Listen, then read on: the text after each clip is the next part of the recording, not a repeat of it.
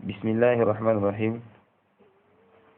الحمد لله رب العالمين، والعاقبة للمتقين، ولا عدوان إلا على الظالمين كالمبتدئة والمشركين، والصلاة والسلام على رسول الله وعلى آله وأصحابه وعلى التابعين لهم بإحسان إلى يوم الدين.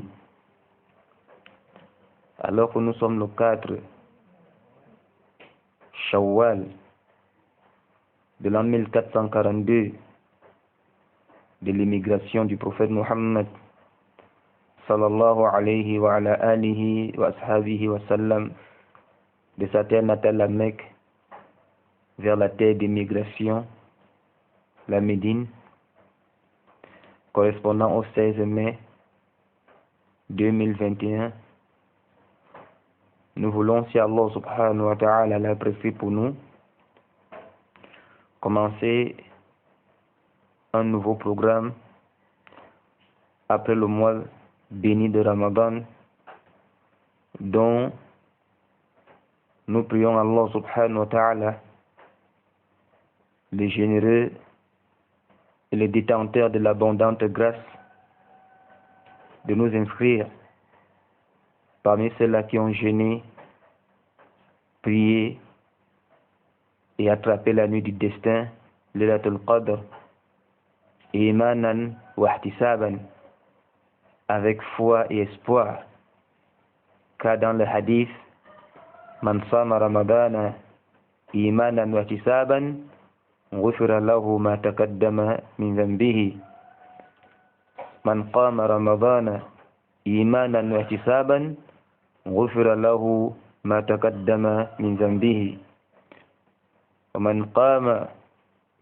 ليلة القدر إيمانا واحتسابا غفر له ما تقدم من ذنبه. Quiconque jeûne avec foi et espoir aura ses péchés antérieurs pardonnés. Quiconque pratique les dévotions nocturnes avec foi et espoir dans Ramadan, qui est un mois, aura ses péchés antérieurs pardonnés. Et quiconque se lève la nuit du destin, Laylatul Qadr, nuit au sujet de laquelle Allah subhanahu wa ta'ala dit Fiha yufraku kullu amrin hakim, c'est une nuit durant laquelle tout ordre sage est décidé, celui-là aura ses péchés antérieurs pardonnés. Nous voulons donc, avec l'aide d'Allah Azza wa Jal, entamer un programme quelque peu simple dans l'approche, mais sans nul doute très profond dans le contenu. Nous voulons lire un livre déjà traduit pour abréger un peu le stress que le public qui n'est pas encore très habitué à la langue arabe éprouve souvent. Parce qu'il arrive qu'on entende les avis, il y a tellement de mots arabes là, on ne comprend pas. Parfois le prédicateur, il peut dire des notes en arabe et il oublie de les expliquer. Nous avons voulu prendre un livre qui n'est pas des moindres, Mukhtasar Tazhil al-Aqida al-Islamiyya, précis de la croyance islamique, du cher Oustaz Al-Allama Abdullah ibn Abdulaziz al-Dibrin. La version que nous avons a été publiée par les éditions Assia et traduite par des gens qui ne sont pas méconnus du public. Vous avez Yaqub Sherif, qui a aussi traduit La Citadelle du Musulman, ou qui l'a corrigé. Et cette traduction du frère Yaqub Sherif a été revue par le frère Ndikam Yahya, Hafizahuma Allah.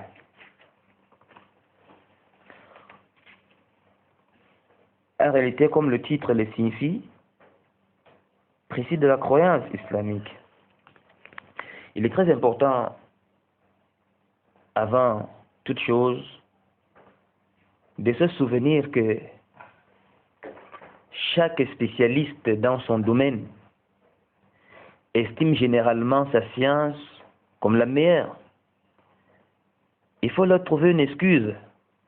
Quand vous prenez les livres de langue arabe, de grammaire, de morphologie, ou les livres de balagha ou meladalik, vous lisez toujours dans les muqaddimat, les introductions, que le meilleur des savoirs, c'est celui qui corrige la langue. Que l'être humain n'est que le cœur et la langue. Certaines poésies dont donne l'essai de traduction disent que l'homme t'impressionne beaucoup quand il est silencieux, il ne dit rien du tout. Mais cette impression augmente ou diminue dès qu'il commence à s'exprimer. Lorsque vous voyez quelqu'un que vous ne connaissez pas, vêtu des vêtements somptueux, et qui arrive vers vous et veut dire en langue française, jeune homme, le maison de la voisine, tout le monde va s'inquiéter. Dit, mais c'est quoi cette histoire? Est-ce que ta papa est déjà allé au travail? Avant de répondre à la question, tu es quelque peu confus. Parce qu'il y a des fautes élémentaires. Ça veut dire que si cette personne avait une très grande impression, apparemment à ta vue, cette impression va naturellement diminuer. Voilà pourquoi les littéraires estiment que le meilleur savoir, c'est le savoir qui corrige la langue. C'est pourquoi vous avez Al-Fasaha, Al-Balagha, Hanim avec des dawabit, wa mashba, l'éloquence, wa hakaza. Quand vous rentrez dans les livres de fiqh, de jurisprudence par exemple, dans les introductions, les spécialistes, les fuqaha, vous font comprendre que le fiqh est le meilleur des savoirs. Parce que quand vous rentrez dans la langue arabe, al-fiqh ou al-fahm, le fiqh c'est la compréhension, d'autres disent fahm ou daqiq, une compréhension précise. Et vous citez le hadith. Man yuridillahu bihi khairan yufaqqihu fi din.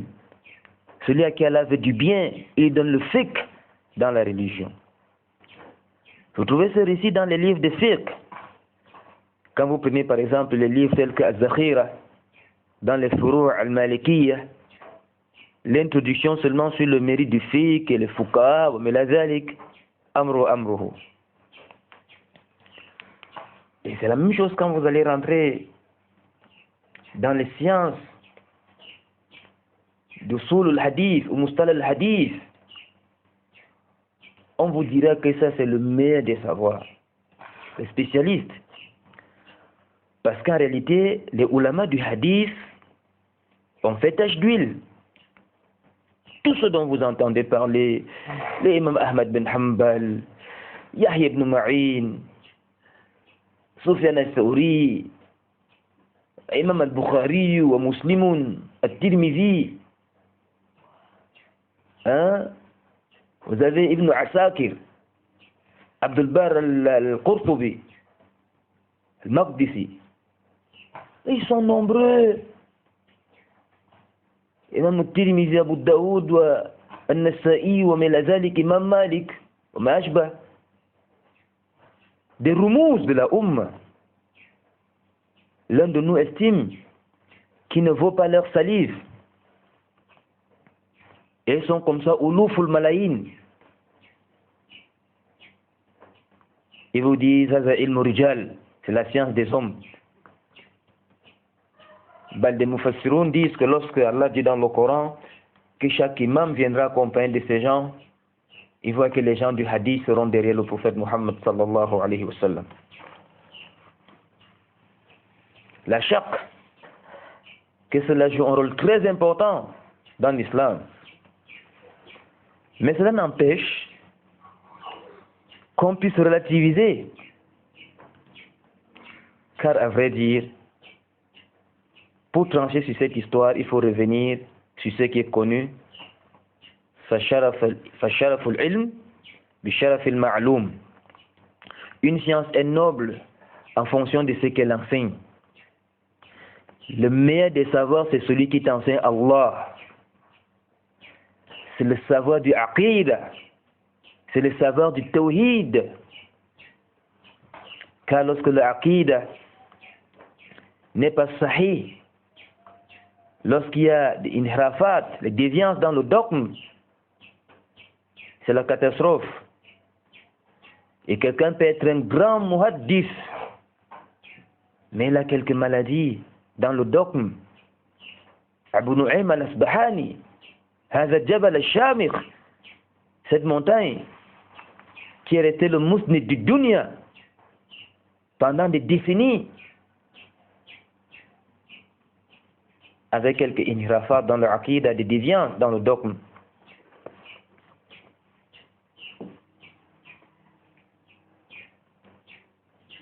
On ne va pas les citer, ils sont nombreux.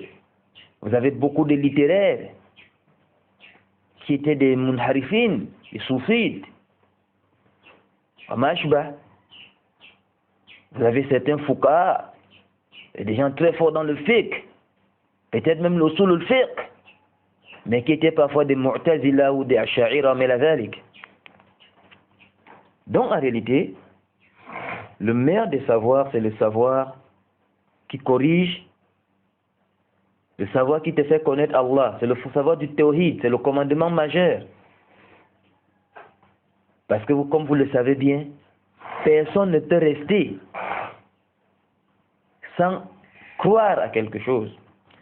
C'est pourquoi vous pouvez aller dans des campagnes, vous ne trouvez pas de lumière, vous ne trouvez pas d'électricité, mais vous entendez qu'il y a un arbre derrière la maison, avant d'aller au champ, on va faire des rites. Vous entendez qu'une rivière, avant de traverser, on doit sacrifier. Vous savez, il y a un espace, c'est-à-dire une forêt, où on ne peut pas entrer, sauf si on a fait des incantations. Il y en a, n'est-ce pas, qui sont attachés au totem et tout ça. Ils n'ont pas de lumière. Ils n'ont pas de l'eau. Ils vont dans des sources, des rivières, s'abreuver. Mais ils ont les tiaqad, ils ont des croyances. L'homme ne peut pas rester sans croyance. Mustahil. Il faut qu'il attache son cœur à quelque chose. C'est pourquoi vous voyez ceux-là qui ont mécru en Allah Azzawajal disent que l'homme s'est créé une divinité parce qu'en fait, il a eu peur de certaines choses qu'il ne maîtrise pas, comme les torrents, les volcans et tout ça. Il est obligé de s'attacher quelque part. Mais avant, en réalité, c'est pas ça. Les gens ont toujours des croyances. Mais il y a beaucoup de mauvaises croyances et une seule croyance juste. C'est celle-là, Inch'Allah Azzawajal, à travers cet ouvrage que nous allons chercher à connaître. Le cheikh, dans l'introduction, après Bismillah ar-Rahman ar-Rahim, dans sa muqaddima, l'introduction, il dit elle comporte 3 points. Le premier point, présentation et définition de quelques termes techniques à la croyance.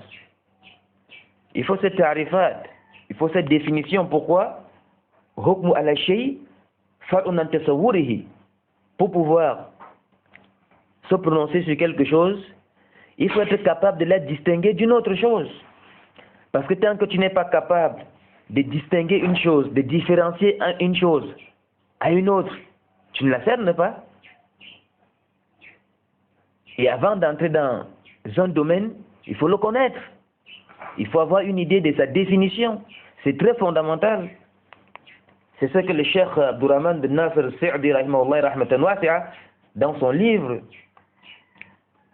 sur le shajaratul iman, al-bayan, kaza. At-tawdi wal-bayan li shajaratul iman. Dans le premier chapitre, il table beaucoup sur le had, la définition, le tarif. Il ramène ce qaïda, hukm ala shay, far'un an tasawwurihi. Pour pouvoir te prononcer sur quelque chose, il faut, n'est-ce pas, c'est-à-dire, yani avoir une figure générale de tous les contours de la chose. C'est là que tu peux estimer que tu connais la chose. C'est très merveilleux de commencer par les définitions. Mais en ce qui nous concerne, Inch'Allah Rahman, nous nous arrêtons aujourd'hui sur ce volet global introductif, mais dès les jours à venir, si Allah l'a prescrit pour nous, nous allons simplement lire les propos de ces très grands cheikhs que nous ont permis de comprendre nos frères qui ont participé à cette traduction. Wallahu ta'ala a'la wa a'lam. Subhanakallahumma bihamdik. Ashhadu an la ilaha illa anta. Astaghfiruka wa atubu ilayk.